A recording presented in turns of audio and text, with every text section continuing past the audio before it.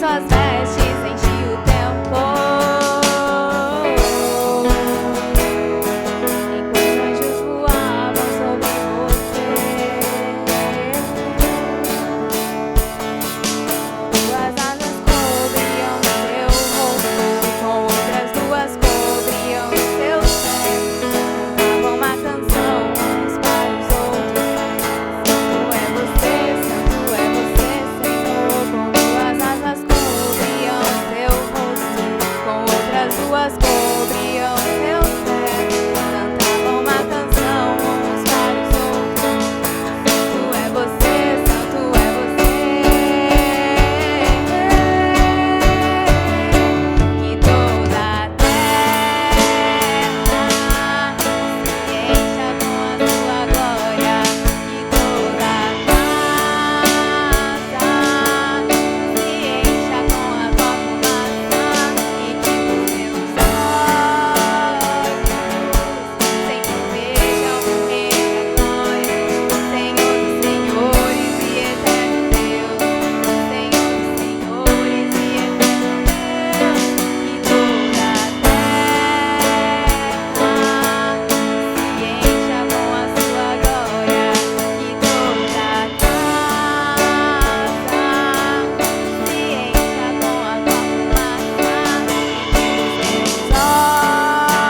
olhos sempre vejam o Rei da glória, Senhor dos senhores e eterno Deus, Senhor dos senhores e eterno Deus. Meu desejo é sentir você, ó rio perene, e com o calor do fogo moldar você pelo poder de suas mãos.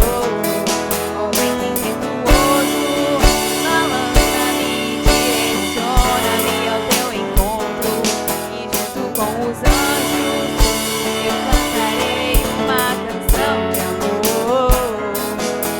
Desejo é sentir você, ó rio perene, e com o calor do fogo moldar você pelo poder de suas mãos.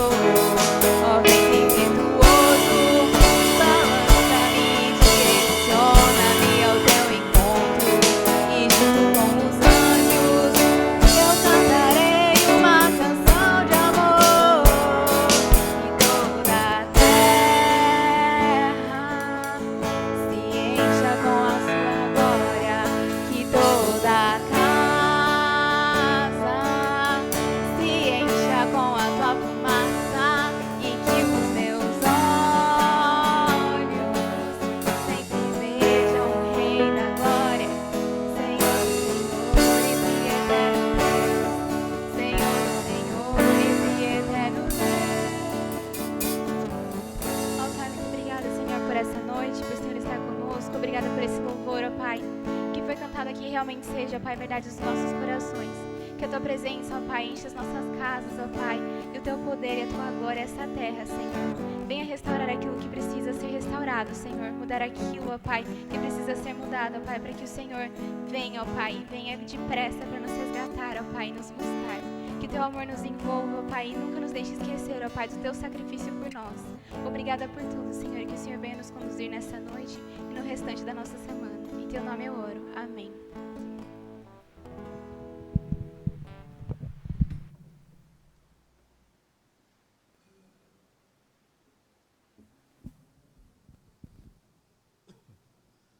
Irmãos, eu sei que tem irmãos que trouxeram seus dízimos, né? Nós não colocamos o gasofilácio, é uma orientação. Então, aquele irmão que trouxe o seu dízimo, por favor, coloque aqui, em cima da mesa, depois o diácono vai apanhar esse dízimo, fazer a anotação. Só não vamos usar o gasofilácio, certo? Então, coloca o seu dízimo aqui, e o diácono vai vir à frente, orar, e depois vai fazer a contagem lá e fazer as anotações. Eu quero pedir, Joaquim, que depois ore a Deus pelos dízimos, porque não somente os que vão trazer o dízimo aqui hoje, como várias pessoas fazem transferência, depósito, e nós vamos orar também por esses dízimos que têm sido depositados na conta da igreja.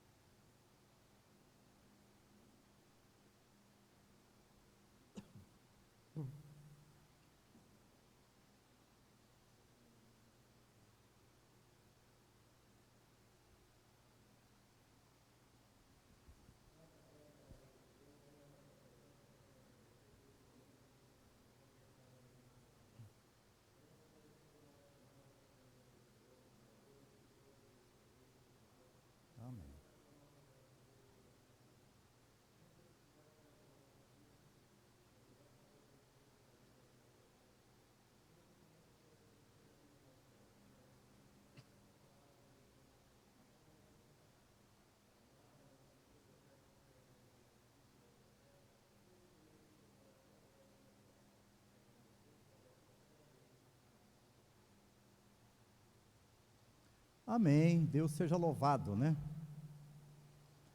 Queridos, eu convido os irmãos a se colocarem de pé novamente.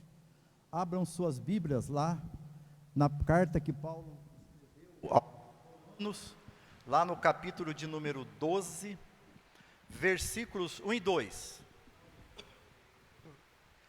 Versículos 1 e 2. Romanos 12, 1 e 2. O título desse capítulo desse trecho é A Nova Vida. A Nova Vida. Romanos 12, 1 e 2.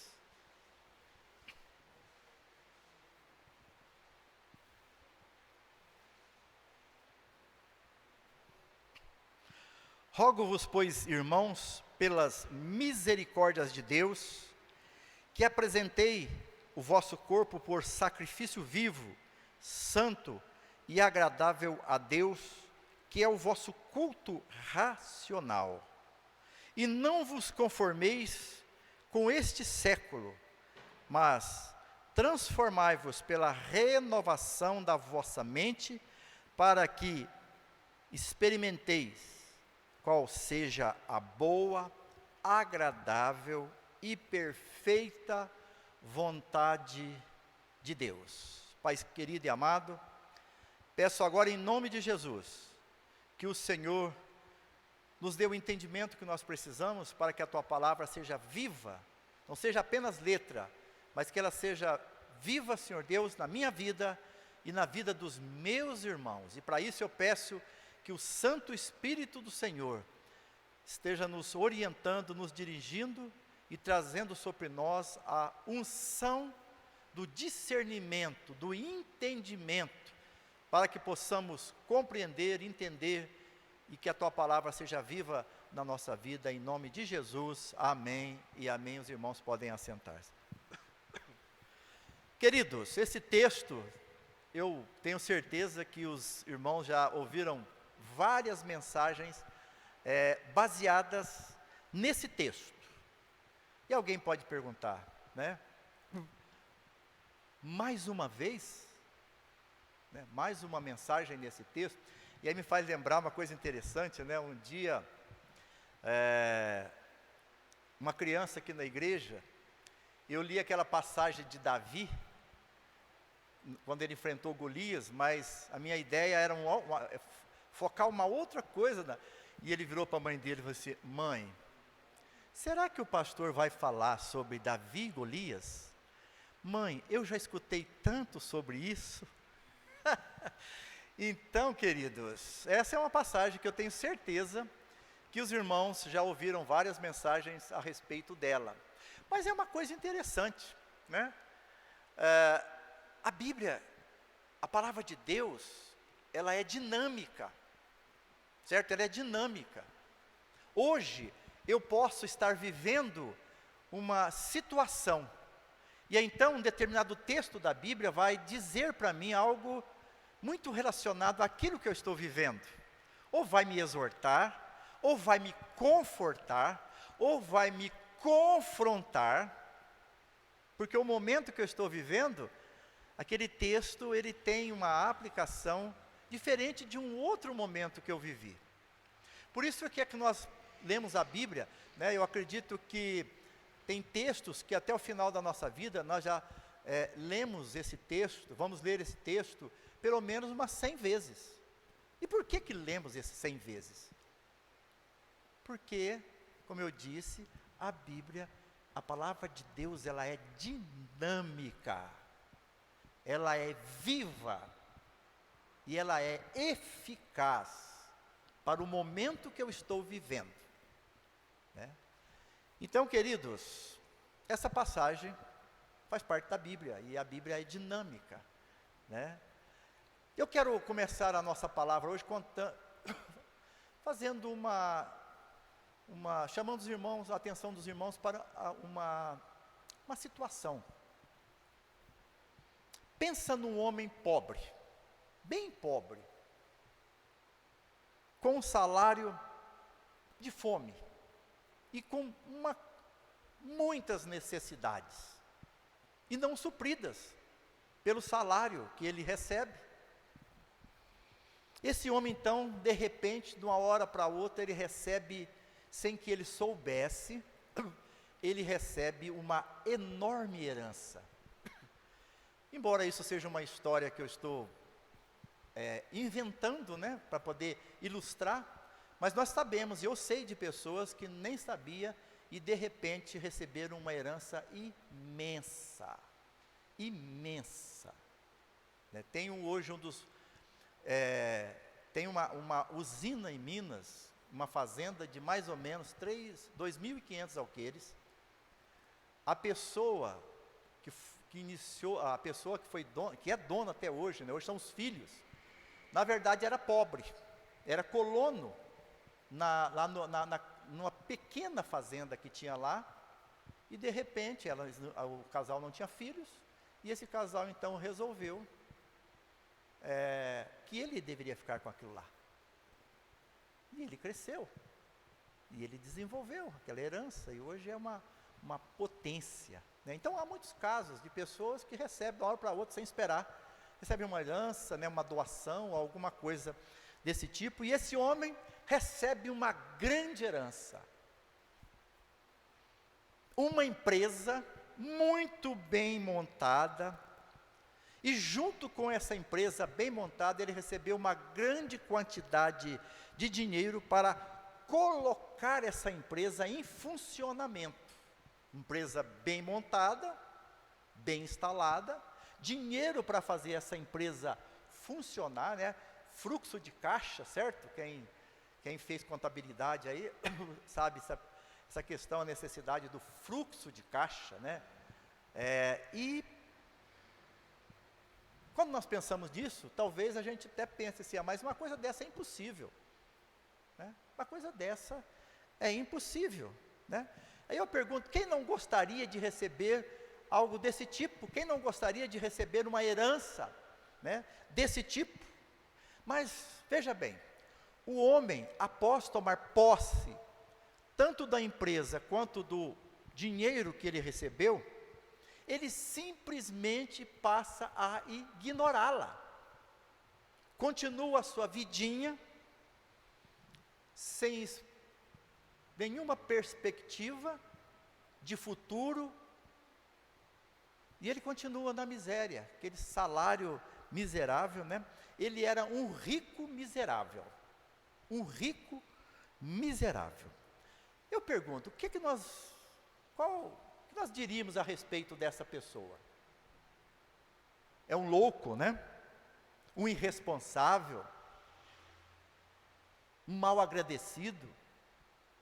A gente ia arrumar um monte de adjetivos negativos, né, para poder qualificar essa pessoa, do comportamento dessa pessoa. Mas, queridos, nós recebemos do Senhor uma herança maior do que esta herança que este homem recebeu.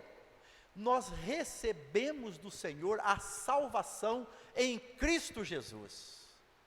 E Jesus, quando ele quis falar sobre o valor dessa herança que nós recebemos, ele disse o seguinte, que uma alma vale mais do que o mundo todo. Isso ele falou lá em Mateus 16, 26, ele disse que uma alma vale mais do que todas as riquezas do mundo. Logo, a herança que eu recebi, a herança que você recebeu, é muito maior, mas infinitamente maior, do que aquele homem que nós fizemos aqui, essa colocação essa noite, ele recebeu. E assim como a herança que esse homem recebeu, precisamos trabalhar, né? Precisamos cultivar esta grande salvação que nós recebemos de Jesus Cristo. Paulo, quando escreve aos Filipenses, lá no capítulo 2, No versículo de número 12, ele diz assim: assim, pois, amados meus, como sempre obedeceste, não só na minha presença, porém muito mais agora na minha ausência, desenvolvei a vossa salvação com temor e tremor. Paulo está dizendo o seguinte, sabe, vocês receberam uma herança imensa, a salvação. Então, desenvolva esta salvação. Desenvolva essa salvação. Porque, queridos, quando nós somos salvos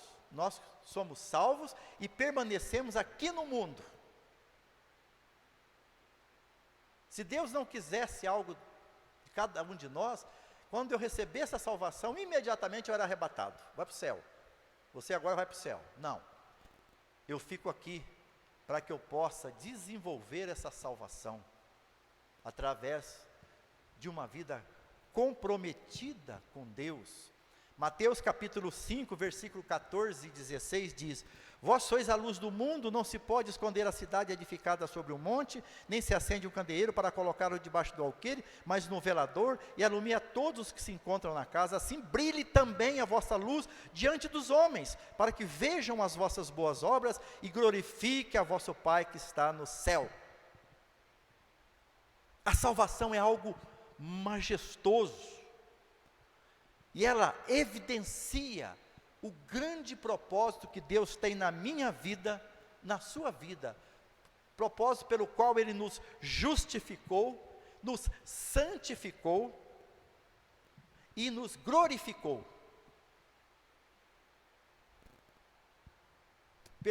Fez isso através do quê? Perdoando os nossos pecados, declarando-nos justo diante de Deus, transformando-nos progressivamente pelo mover do Espírito Santo, que habita cada um daqueles que teve uma experiência de salvação com Deus, e fazendo com que nós, nesse desenvolvimento, nós vamos sendo conformados à imagem e à semelhança de Jesus Cristo. E foi tendo essa grande realidade em mente que Paulo escreveu esse texto aos Romanos. Ele tinha isso na cabeça, a questão do desenvolvimento da salvação, o processo pelo qual eu desenvolvo a minha salvação. Não que a salvação não seja algo definitivo, nós precisamos entender essa questão que eu estou falando, sobre desenvolvimento da salvação. A salvação, ela é de uma vez por toda.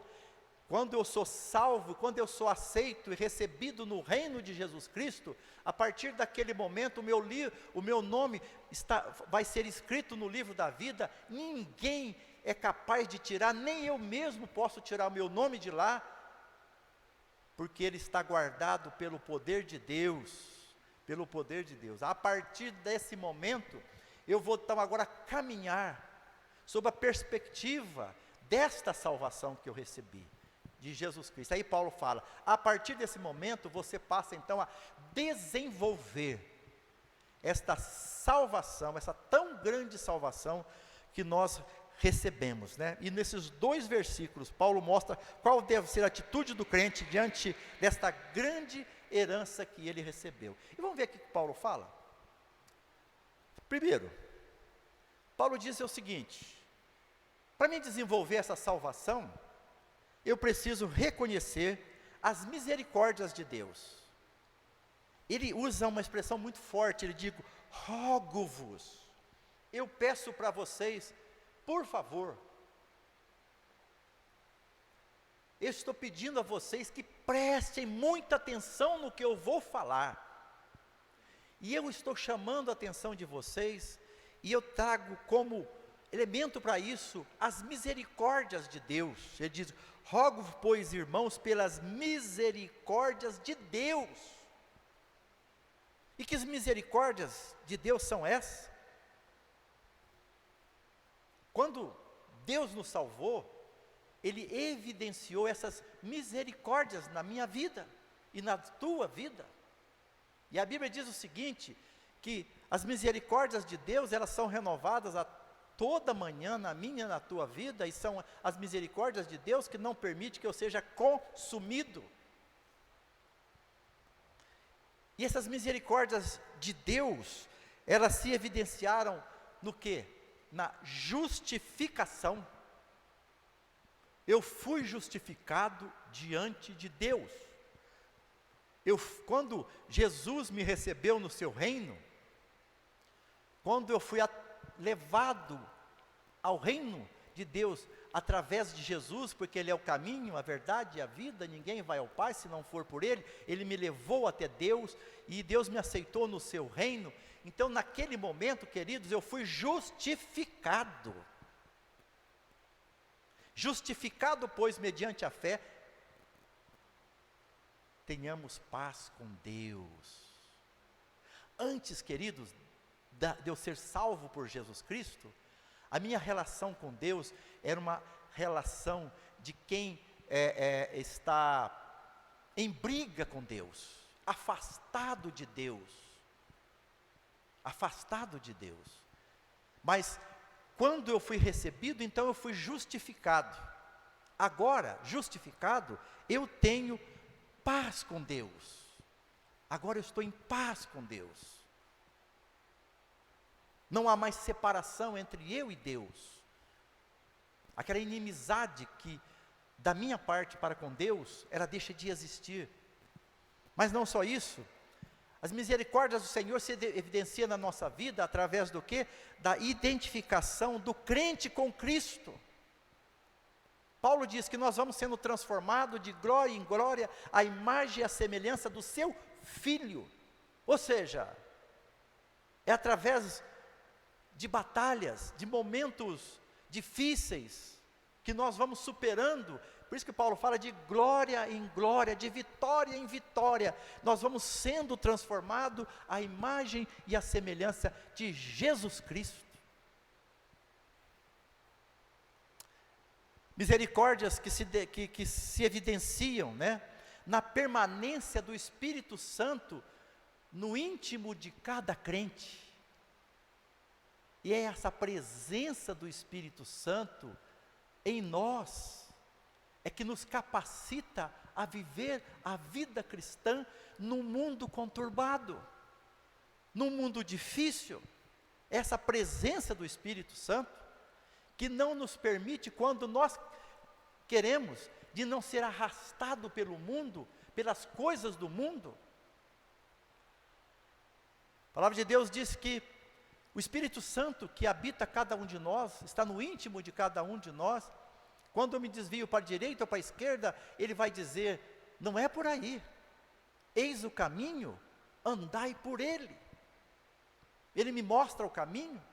É óbvio que muitas pessoas desviam para a direita ou para a esquerda, o Espírito Santo diz, está errado esse caminho seu, mas ele fecha o ouvido, endurece o coração, e não ouve a voz do Espírito Santo, mas o Espírito Santo falou com ele, porque é promessa de Deus, e Deus não falha. Se Ele disse que se eu, como crente, eu me desvio para a direita ou para a esquerda, eu vou receber uma direção do Espírito Santo, para onde eu devo caminhar, é porque isso acontece na minha vida. O problema é se eu endurecer meu coração, fechar os meus ouvidos, para não ouvir essa voz do Espírito. Como Paulo diz, eu posso apagar o Espírito Santo, eu posso entristecer o Espírito Santo. E misericórdia de Deus que se evidencia no final da nossa caminhada com a glorificação, quando então vamos ser glorificados, transformados, mudados, um novo corpo, uma nova vida, e viver eternamente com Deus. É misericórdia do Senhor. E Paulo está dizendo, olha, eu quero trazer a memória de vocês as misericórdias de Deus, o que Deus fez na vida de vocês, o que Deus tem feito na vida de vocês, são as misericórdias, e são essas misericórdias que se renovam toda manhã na nossa vida. E Paulo está dizendo isso para dizer o seguinte, nós temos uma dívida impagável com Deus, porque Ele fez algo tremendo na nossa vida, mas Ele quer algo de nós, Ele quer algo de nós. Ele quer que a gente consagre a vida ao Senhor.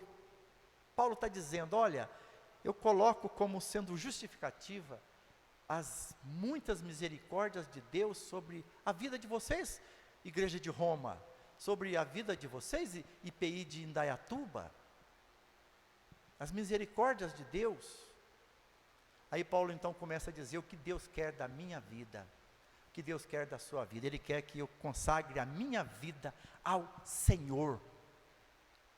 Essa palavra consagração, quem tem um tempo a mais na igreja, sabe que essa palavra consagração, né, culto de consagração, mensagem sobre consagração, onde as pessoas eram chamadas à frente para se consagrar ao Senhor, era algo muito falado na igreja. Mas de uns 25 anos para cá, nem se fala em consagração. Talvez muitos crentes nem sabem direito o que significa isso. Mas Paulo está dizendo o seguinte: como gratidão a Deus por aquilo que Ele fez por nós, nós devemos estar consagrando a nossa vida ao Senhor. Consagrando a nossa vida ao Senhor. Mas essa consagração que Paulo está falando aqui, ela tem algumas características. Sabe por quê, queridos? Eu vi muitos, né? Eu não sou tão antigo de igreja assim, né? Me converti em 84. Então, não faz tanto tempo assim, né? Muitos aqui nasceram já na igreja, não nasceram no hospital ou em casa, mas a igreja faz parte desde nenenzinho da vida, né? E às vezes fazia aqueles cultos de consagração, mensagem forte, chamava as pessoas à frente, vinha aquele monte de gente. Aí o pastor orava, os presbíteros oravam, por aquele propósito. Aí um dia eu vi um pastor dizer o seguinte: queridos, um monte de gente na frente assim, ele falou assim: se 1/3 dessas pessoas que estão aqui à frente vieram com sinceridade e der sequência no propósito que fez essa noite, eu não sei o que vai ser dessa igreja. Nós podemos pensar já em construir 3, 4 vezes maior que isso aqui, porque se 1/3 dessas pessoas que vieram aqui de fato assumir compromisso com Deus hoje, vai acontecer algo extraordinário nessa igreja. Porque na verdade, queridos, muitas pessoas iam à frente por emoção, mas quando saía na porta, ela esquecia que assumiu o compromisso no altar do Senhor, que alguém orou, né, impondo mão sobre aquela pessoa, sobre aquela consagração que ela havia feito, aquele propósito que ela fez diante de Deus, e que morria na porta, e que não passava além da porta, que não chegava nem na casa dela. Por isso que Paulo está dizendo o seguinte, que a nossa consagração tem que ser viva, tem que ter vida, não pode já nascer morta, tem que ser viva, né? Tem que ser com sinceridade, que nasça do nosso coração e não somente da mente, queridos, porque se nasce do coração vai gerar ação, e a ação que vai gerar é de acordo com aquilo que está no coração. Quando nós tomamos decisões na vida, naqueles cultos, as pessoas tomavam decisões movidas não pelo coração, mas movido pela emoção, não era sincera, não era algo sincero, não nasceu do coração, mas nasceu de uma emoção. Jeremias 2,13 diz: buscar-me-eis e me achareis quando me buscar de todo o vosso coração. Jeremias está dizendo, você só encontra o Senhor quando você busca o Senhor de todo o coração, de todo o coração. Mas será que existe uma consagração morta? Será que existe? Queridos, existe. Nós temos o caso de Caim, né? Caim, que Deus pedia uma coisa e ele fez outra, e ele entendia que estava fazendo que ia agradar a Deus, mas era morta, porque Deus não havia pedido aquele tipo de oferta. Ele trouxe uma oferta que não era a oferta que Deus havia pedido. Ele não refletiu sobre o que ele estava fazendo. Ele tomou decisão equivocada, porque não refletiu. Temos o caso também de Ananias e Safira no Novo Testamento. Consagração morta. Eles se comprometeram diante do Espírito Santo de entregar aquilo que eles recebessem da venda da propriedade. Só que quando vendeu a propriedade, recebeu o dinheiro, reteram uma parte e só uma parte eles entregaram. E é muito interessante essa passagem. Pedro diz para eles: olha, não foi para nós que vocês mentiram. Se fosse, certo? Mas vocês mentiram para o Espírito Santo. O Espírito Santo. Porque Pedro não pegou uma espada e matou Ananias e depois matou Safira. Nada disso. Eles brincaram com Deus. Fizeram uma consagração morta. Eles afrontaram Deus com uma consagração morta. Não nasce de um compromisso real com Deus.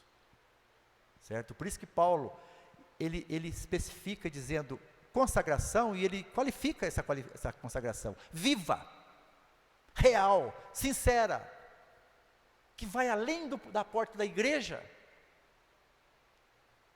que chega na sua casa, que chega no teu trabalho, que chega nos seus negócios, que chega nos seus relacionamentos. Consagração viva. E aí Paulo ainda fala o seguinte, qualifica ainda, continua, dizendo que a ação de consagração ela tem que ser viva e ela tem que ser santa. Santa. Em Mateus 5,48 nós encontramos uma ordem expressa de Jesus: portanto, sede vós perfeito ou santo, como santo é o vosso Pai Celeste. De certa forma, Jesus está dizendo o seguinte: se o Pai de vocês é santo, então vocês têm que apresentar essa qualificação. Certo? O filho que não parece com o pai, tem algo errado, né? Tem algo errado. Quando a gente vai visitar uma criança recém-nascida, e é difícil, né? Porque é um erro. Mas a gente não fica procurando sinal nessa criança, que identifica ela com alguém, né? Ou com a mãe, ou com o pai, certo? Agora, se a pessoa adotou uma criança, se você adotou uma criança, você não vai achar sinal nela, nem do pai e nem da mãe. Né? Nem do pai e nem da mãe. E é incrível, sempre você vai achar. Né? Sempre vai achar. Meu sogro tinha uma teoria que dizia o seguinte: olha os dedos. Olha os dedos. Tá? Ou vai parecer com o dedo da mãe, ou vai parecer com o dedo do pai. Certo? Mas sempre tem uma marca. A Raquel tem uma pinta, uma mancha na verdade, exatamente no mesmo lugar que eu tenho. Então ela se identifica, né? Ou seja, a gente sempre procura. Por quê? Porque o filho precisa aparecer com o pai e com a mãe. Senão tem algo estranho. Então foi adotado. Né? Ele foi adotado, não é filho no sentido físico. Né? Levítico 10, 1 e 3 diz: Nadab, esse texto aqui fala sobre os dois filhos de Arão. Dois filhos de Arão. E diz assim: Nadab e Abiú, filhos de Arão, tomaram cada um o seu incensário e puseram nele fogo, e sobre esse incenso, e trouxeram fogo estranho perante a face do Senhor, o que lhes não ordenara. Então saiu fogo de diante do Senhor, e os consumiu, e morreram perante o Senhor. E falou Moisés a Arão, isto é o que o Senhor disse: mostrarei a minha santidade naqueles que cheguem a mim, e serei glorificado diante de todo o povo. Porém Arão se calou. Queridos, eles levaram fogo estranho diante de Deus. Deus não tinha pedido aquilo, e eles levaram fogo estranho diante de Deus. Às vezes eu fico pensando, né? Você já se pensou se Deus, nós não vivêssemos na era da graça, mas continuasse vivendo na era da lei? Quanta gente cairia morta? Quantas pessoas iam morrer? Né? Desceria fogo do céu e consumia. Porque tem levado na presença de Deus fogo estranho na presença de Deus. O cordeiro oferecido no sacrifício não poderia ter qualquer defeito. Tinha que ser totalmente sem defeito, né?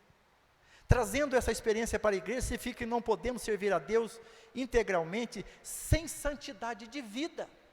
Por isso que Paulo fala, consagração santa, santidade de vida.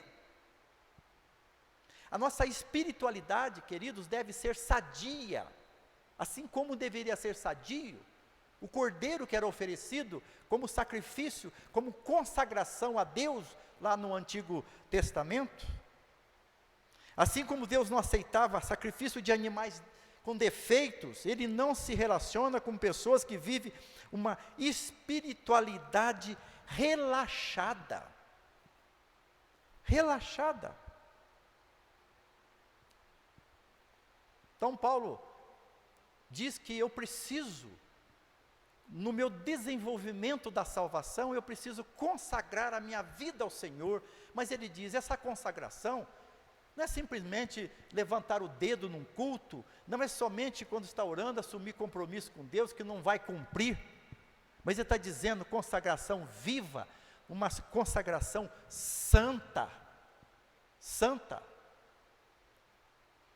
E Paulo diz ainda, uma consagração agradável a Deus, uma consagração agradável a Deus. O que é que significa isso? Uma consagração dentro dos padrões de Deus. Dentro dos padrões de Deus. Porque, queridos, eu posso fazer o que quiser, se não estiver dentro do padrão de Deus, boa intenção não resolve, né? Ricardo Gondim escreveu um livro muito interessante. O título do livro é O que fazer e não fazer. Não, desculpa, fazer ou não fazer? Coisas que a igreja proíbe e que a Bíblia não proíbe, e que Jesus não proíbe. Esse livro é interessante. Então, queridos, consagração agradável a Deus, segundo o padrão de Deus, não segundo o meu padrão. Às vezes eu acho que eu estou fazendo um negócio tremendo, mas não é o padrão de Deus, não é esse que Deus pediu de mim. Às vezes eu estou fazendo uma coisa que Deus não pediu, e deixando de fazer outra que Deus pediu, achando que o fato de eu não fazer isso, que Deus não pediu, eu vou ficar bem com Deus, e aquilo que Ele pediu eu não preciso fazer, né? Porque eu estou fazendo isso, é doutrina da igreja, então eu estou fazendo, é doutrina da igreja, e eu estou fazendo. Uma consagração de acordo com aquilo que Deus requer de cada um de nós, não uma consagração agradável a nós, mas uma consagração agradável a Deus, segundo o padrão de Deus, segundo o que Deus requer, segundo aquilo que o Senhor determina para a minha vida e para a sua vida. Por isso Paulo está dizendo, pense nas misericórdias de Deus, e então consagre a tua vida, nesse padrão que Deus quer, viva, santa e agradável a Deus. E ele fala uma coisa muito interessante, ele diz assim, que é o vosso culto racional. Que é o vosso culto racional. O que é culto racional, será, queridos? O que será o culto racional? É um culto capaz da nossa mente entender. Eu já falei aqui para os irmãos o seguinte, né? Eu estou aqui pregando, mas a minha vida lá fora não é uma vida de acordo. Não sou honesto nos meus negócios, não sou um marido que seja um exemplo, um pai. Ou seja, lá fora eu tenho outro padrão de vida. Aí uma pessoa chega na igreja, olha e vê o pastor Márcio pregando. Aí ele pensa assim, não entendo. Ele? Essa pessoa está pregando aqui na igreja? É ele que é o pastor da igreja? A pessoa não vai conseguir entender como é que eu sou pastor da igreja, se a minha vida lá fora não corresponde com o ser cristão. Entende? Não precisa nem ser pastor, o ser cristão.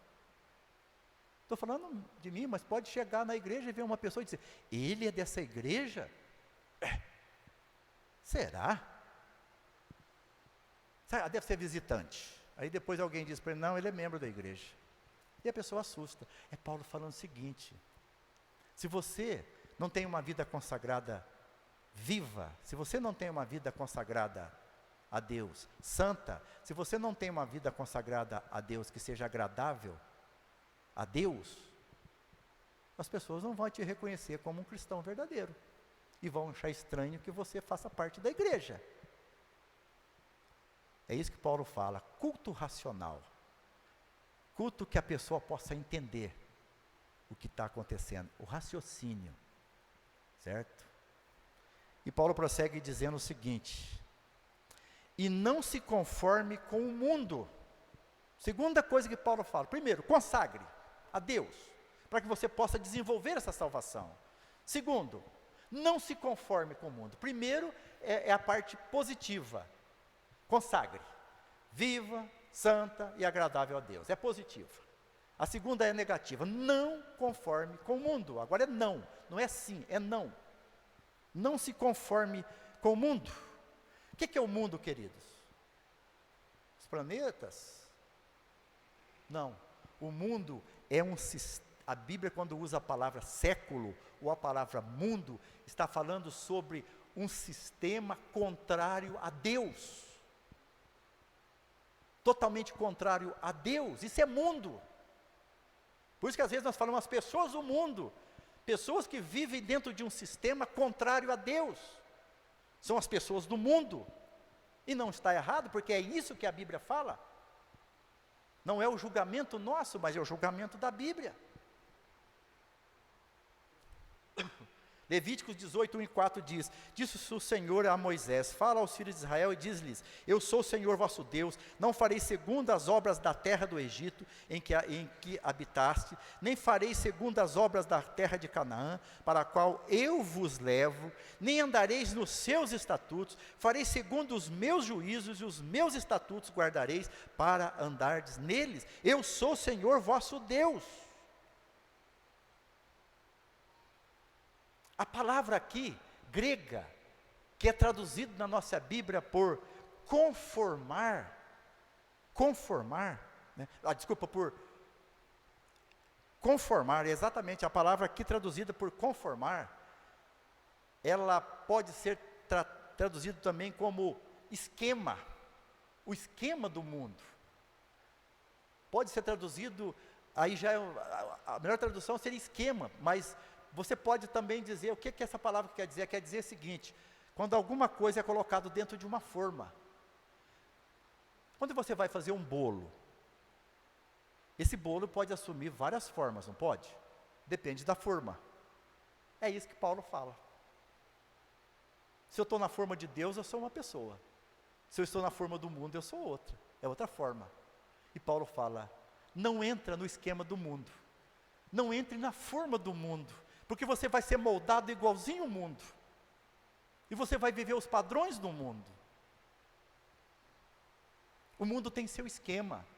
E Paulo diz, não faça parte dele. Efésios 2:2 diz, diz que antes de nós aceitarmos a Jesus, nós andávamos segundo o curso desse mundo. O curso desse mundo.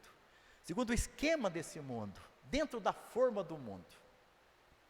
É o que Paulo fala em Efésios 2. Em Efésios 5:8, Paulo diz que ao aceitar Jesus, nós nos tornamos luz do Senhor.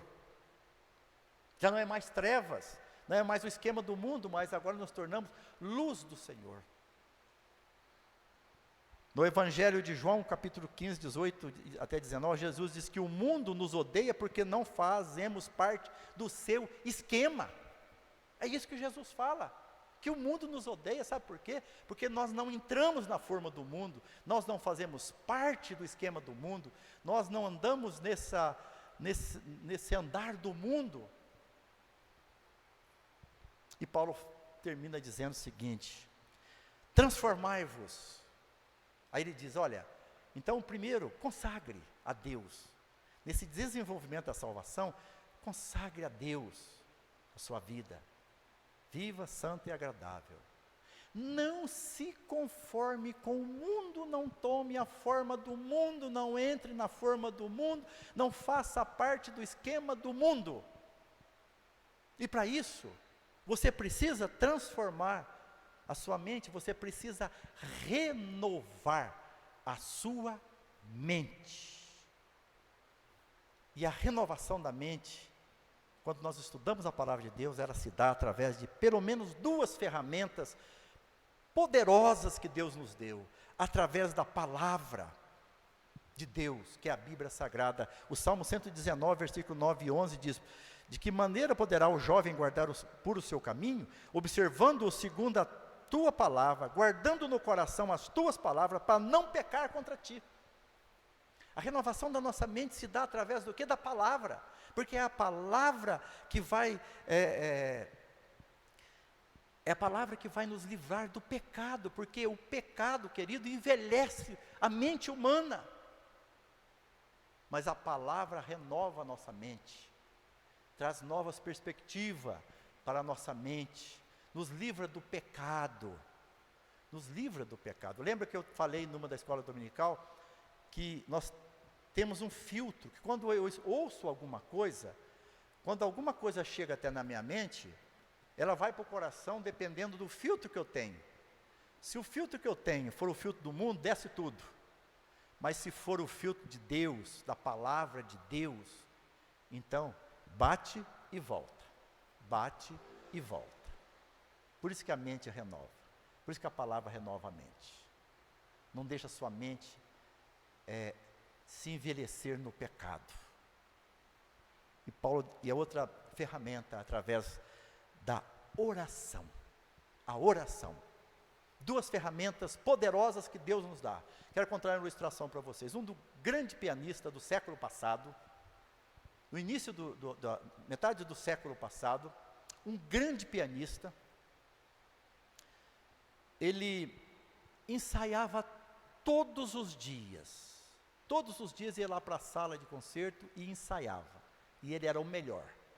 E um dia lá uma pessoa curiosa disse para ele: mas fulano, você já é o mais consagrado dos pianistas, por que você tem que ensaiar todos os dias? Por que você tem que ensaiar todos os dias? E aí ele respondeu o seguinte: se eu deixar de ensaiar 2 dias, eu percebo que algo está errado. Se eu deixar de ensaiar 4 dias, as pessoas que estão próximas a mim e que entendem do assunto, começam a perceber que algo não está bem comigo. Agora, se eu ficar 15 dias sem ensaiar, todo o meu público vai perceber que algo está errado comigo. Trazendo isso para a oração, queridos, quando eu deixo de orar, 2 dias sem orar, eu me sinto mal. Alguns dias, as pessoas que estão próximas de mim, vê que algo não está bem comigo. E se eu deixar mais tempo, todas as pessoas vão ver que algo está errado comigo. Por isso que a oração tem que fazer parte do nosso dia a dia. E eu já falei, tem muitas pessoas que têm uma ideia errada de oração, que acham que orar só tem que ser naquele momento, ajoelhado, debruçado na cama ou em qualquer outro lugar. Oração a gente faz andando no trânsito, certo? Qualquer lugar você pode orar. Oração é o que eu falei hoje de manhã. Oração é falar com Deus. É o filho falando com o pai. Quando você está dirigindo, por exemplo, e tem alguma pessoa do seu lado, você fica quietinho, porque não pode falar? Não, você conversa com essa pessoa. Aliás, dependendo, você até gostaria que essa pessoa falasse bastante, e você quer falar também porque você está fazendo uma viagem e você está com sono. Aí você fala, conversa comigo, não é isso? Então, quando eu estou dirigindo, eu posso conversar com meu pai. Nada me impede. Então, essas duas ferramentas, Deus deixou para renovar a nossa mente. E eu quero concluir dizendo que tudo isso tem um propósito, certo? Tudo isso que nós falamos essa noite tem um propósito. Qual é o propósito de Deus? Deus está dizendo o seguinte, sabe, se você consagra a sua vida, e essa consagração for viva, for santa, e for agradável a Deus, se você não se conformar com o mundo, se você não entrar no esquema do mundo, mas se ao invés disso você, através da oração, através da palavra, você renovar a sua mente, então o que vai acontecer com você? Aí ele diz, você vai experimentar a boa, agradável e perfeita vontade de Deus. Algo tremendo, né, irmão? Que resultado, né? Você vai experimentar a boa, agradável e perfeita vontade de Deus. Jesus disse lá em João 10:10, eu vim para que tenham vida e a tenha em abundância. Jesus, quando nos salvou, não nos salvou para viver uma vida miserável, mas nos salvou para viver uma vida grandiosa, poderosa, maravilhosa. Ele está dizendo, eu vim para que tenha vida e a tenha em abundância. Eu quero encerrar contando uma outra ilustração, e a gente encerra com essa ilustração, essa palavra de hoje. Certo homem, havia muito tempo que ele ficava sentado, tinha uma grande pedra à beira de um caminho, e ele sentava naquela pedra, ele encostava naquela pedra, e às vezes sentava em parte daquela pedra, para pedir esmola. E muitos anos ele fazia aquilo. E vivia naquela vida miserável, pedindo esmola, sentado naquela pedra, era o local dele. Depois que esse homem morreu, passou algum tempo, eles resolveram fazer uma estrada, onde era aquele caminho. E para fazer a estrada, eles tinham que remover aquela pedra, ou como outras pedras também, porque havia muitas pedras naquele caminho. E ao remover aquela pedra, descobriram que debaixo havia uma grande quantidade de ouro enterrado. Alguém havia enterrado aquilo. E esquecido ou por algum motivo, em época de guerra. Qual é a moral dessa questão? Aquele homem estava sentado em cima de uma grande riqueza, mas vivia uma vida de miserável. Será que nós não estamos sentados também, queridos, em cima de uma grande riqueza e vivendo uma vida de miséria? Que Deus nos abençoe, que o Espírito Santo nos ajude a entender o propósito de Deus para a nossa vida. Amém? Amém e amém. Queridos, pela graça de Deus, nós estamos reunidos então, segunda vez, né? Que algo maravilhoso, poderoso de Deus para as nossas vidas, né? Nós vamos agora encerrar o nosso culto, até porque nós temos tempo, né? Tem um tempo determinado, né? Tem alguma coisa ainda? Não, né? Tá. Então nós vamos encerrar o nosso culto, tá certo? E eu quero pedir ao nosso irmão Cal, que lá de Água de Lindóia, ele ore a Deus, nos despedindo desse momento, e em seguida eu quero abençoar a vida dos irmãos.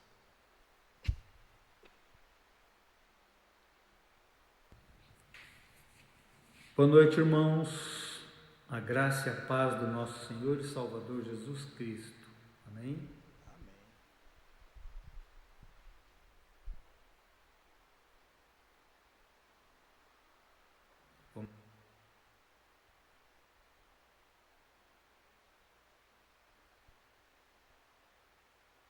orar?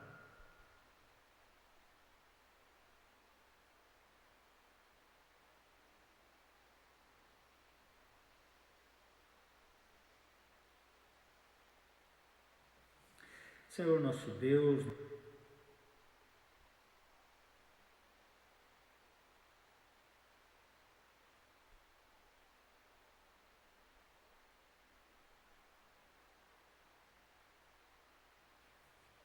boa noite, irmãos. A graça e a paz do nosso Senhor e Salvador Jesus Cristo. Amém? Vamos orar? Senhor nosso Deus, nosso Pai Celestial, santificado seja o teu nome.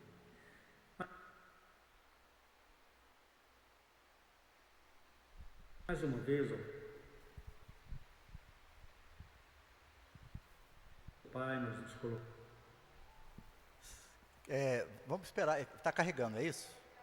A gente aguarda carregar, certo? Está programado para ele orar. Então, queridos, enquanto está carregando a oração ali do Cal, quero dizer, domingo que vem, novamente, hoje nós tivemos um problema de internet. A internet em Indaiatuba está um problema, né? Essa semana eu lutei com o meu 3G e a internet da minha casa. Não foi fácil, mas nós vamos resolver isso essa semana. Nós vamos mudar também na igreja de operadora. E, infelizmente, domingo passado nós tivemos problema e hoje nós tivemos problema de novo.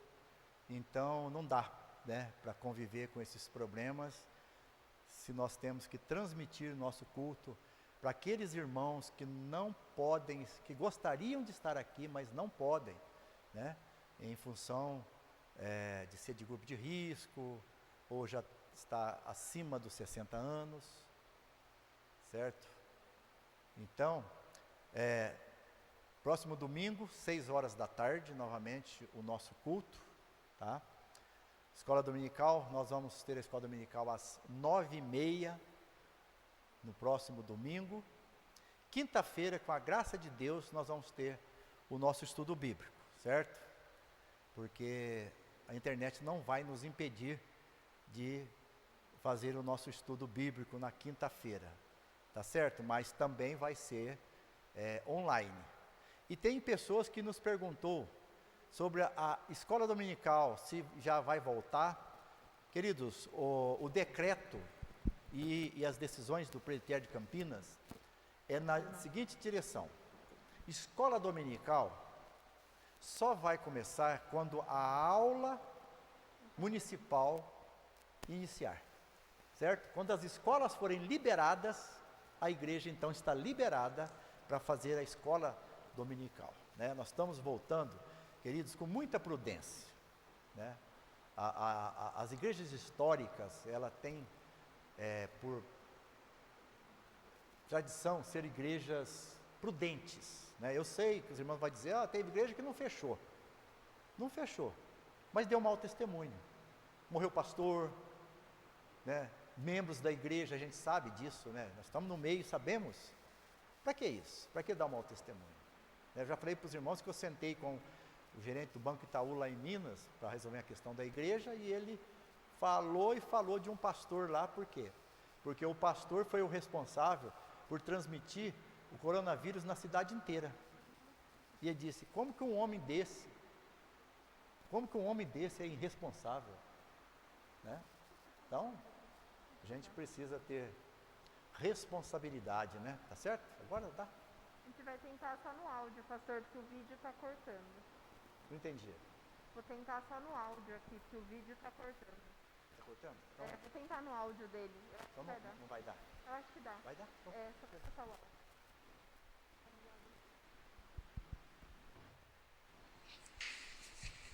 Boa noite, irmãos. A graça e a paz do nosso Senhor e Salvador Jesus Cristo. Amém? Vamos orar? Senhor nosso Deus, nosso Pai Celestial, santificado seja o teu nome. Mais uma vez, ó Pai, nós nos colocamos na tua presença em oração para te agradecer pelas muitas bênçãos que o Senhor tem derramado sobre a nossa vida, te agradecer pela bênção especial que estamos experimentando agora, de podermos prestar este culto a Ti, embora distantes fisicamente entre nós, mas na certeza de que estamos na mesma fé, no mesmo Espírito, prestando o nosso culto a Ti. Peço, Senhor Deus, que a mensagem que recebemos hoje, os cânticos entoados, as nossas orações, possam fortalecer a nossa vida espiritual e que na semana que se inicie, o nosso espírito seja sempre dirigido, conduzido pelo Teu Espírito Santo.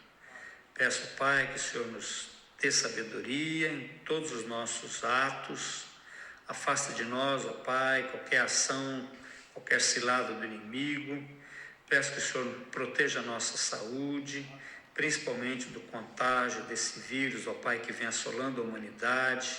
Abençoa, Senhor Deus, a Tua igreja. Faça de nós, ó Pai, instrumentos de bênção nas Tuas mãos. Ajuda para que na nossa casa reine a paz, a harmonia e o amor verdadeiro, ó Pai. E dá-nos sabedoria lá do alto para que a nossa vida seja vivida de modo digno do Evangelho, ó Pai. Aceita a nossa oração, receba, Senhor Deus, a nossa gratidão, porque nós oramos em nome do Senhor Jesus. Amém. Amém. Que ele se coloque de pé. Irmãos amados, e que a graça maravilhosa de nosso Senhor e Salvador Jesus Cristo, o amor infinito de Deus, o Pai, e as consolações do Santo Espírito de Deus, seja sobre a tua vida e sobre todo o povo de Deus, que está espalhado por toda a terra, hoje e para todo sempre. Amém e amém.